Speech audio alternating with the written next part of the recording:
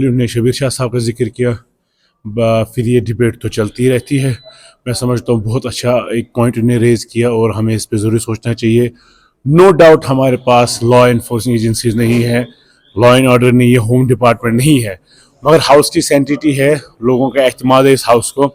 उस चीज़ को नज़र में रखते हुए मुझे लगता है कि सेंस ऑफ हाउस जिसको हम बोलते हैं, किसी बंदे ने इससे इनकार नहीं किया कि जो बेसिक राइट्स हैं, जो ह्यूमन राइट्स है, जो इंश्राइंड कॉन्स्टिट्यूशन है, जो जो हमें हकूक बेसिक मिलते हैं, चाहे प्रिजनर्स हो, चाहे वो वॉर प्रिजनर्स हो, चाहे वो फिर पॉलिटिकल प्रिजनर्स हो, उनकी राइट्स की बात की कि मुझे लगता है जितने भी लीडर सीनियर लीडर्स रहे हैं पीछे, जो अपनी ये कर रहे थे, सियासत कर रहे थे, उनकी फैमिलीज के जो कंसर्न्स उनको एड्रेस किया जाना चाहिए। साथ ही कुछ जवान बच्चे, जो लड़के छोटे छोटे FIRs में बंद हैं, जो रियासत से बाहर है, उनको यहाँ लाया जाना चाहिए। कॉन्फिडेंस बिल्डिंग मेजर के साथ साथ ये राहत मिलती है। हमारा अवलीन फर्ज बनता है कि हम ये इश्यूज रेज करें।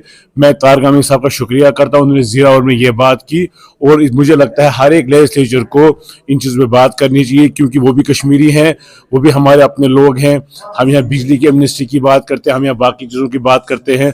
अगर कोई छोटा लड़का जेल में है, अगर वो बच सकता है, उसको एमनेस्टी मिल सकती है, तो मुझे लगता है सही मौका है। सर आपसे जानना चाहेंगे, क्या नेशनल कॉन्फ्रेंस और आगा रुहुल्लाह के बीच सब कुछ ठीक चल रहा है? उस पर उमर साहब ने जवाब दिया हुआ है, या रुहुल्लाह साहब बात करें, मैं उसमें नहीं जाना चाहूँगा। शुगल परिहार की जानिब से जो है हिंदू मुस्लिम की बात उठी। देखिए, बीजेपी का सारा जो सियासी सिलसिला है वो हिंदू मुस्लिम और जो माइनॉरिटी को दबाने, धमकाने, डराने का है, उसी पे चलता है। ये कभी नॉर्मली पावर में नहीं आ सकते, ये कभी MLA नहीं बन सकते, MP नहीं बन सकते, मिनिस्टर नहीं बन सकते, अगर ये हिंदू मुस्लिम के बीच एक कन्फ्यूजन क्रिएट ना करे, ये कम्युनल और डिवाइसिव पॉलिटिक्स ना करे। बीजेपी की मजबूरी है पावर में रहने के लिए, लेकिन कॉस्ट ये जो दे रहे हैं, जिस कॉस्ट पे ले रहे हैं ये पावर, अपनी कुर्सियां ले रहे हैं, वो बहुत हेवी कॉस्ट है।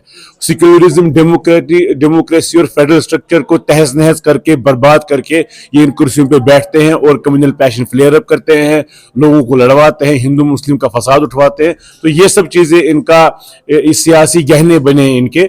उम्मीद करते हैं good sense prevails upon them. अभी उन्होंने कहा यहाँ हाउस में आज राष्ट्रवादी हिंदू नहीं है, राष्ट्रवादी सभी है। अक्सर मोदी जी अपने बयानों में कहते हैं, मानते कितना है वो मोदी जी कहते हैं, अक्सर अपने बयानों में कहते हैं 125 करोड़ भारतवासियों का।